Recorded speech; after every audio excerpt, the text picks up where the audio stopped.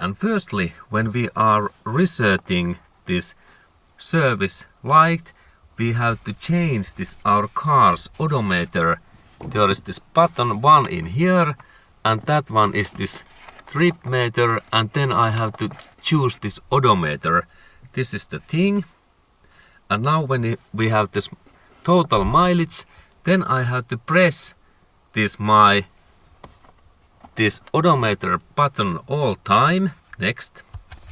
Same time I turn off my car in this way. Now it's off. This is important. And next thing is that when I am pressing this button is that I turn off this my car's power.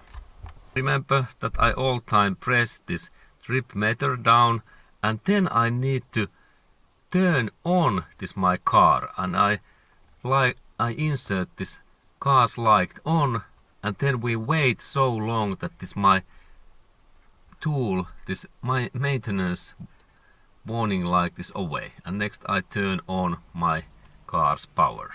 And then I install this my car's power on, and then we go to look dashboard when I same time I press this my odometer in all time. Okay, and now we look that how this light goes on.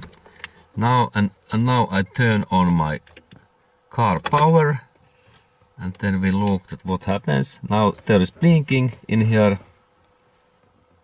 Okay, and now there was this. Now this service light is away in here. Excellent. Okay, and let's repeat that. Now I have to install in here this odometer, and then I press this all time in here, and then ignition key off in that way. Now it's off, and then I install key back, and then I have to keep this my finger in so many seconds that this odometer becomes in that way. Look, in this way, that it totally goes away. And now when there are 0, now this my warning light in here is away. Excellent. And let's repeat that this thing. Okay, and let's repeat firstly trip meter in this final odo, and then I press all time and power off, and then I turn on key again, and then this blinking goes end. Now reset is done. Excellent. And now warning light is away.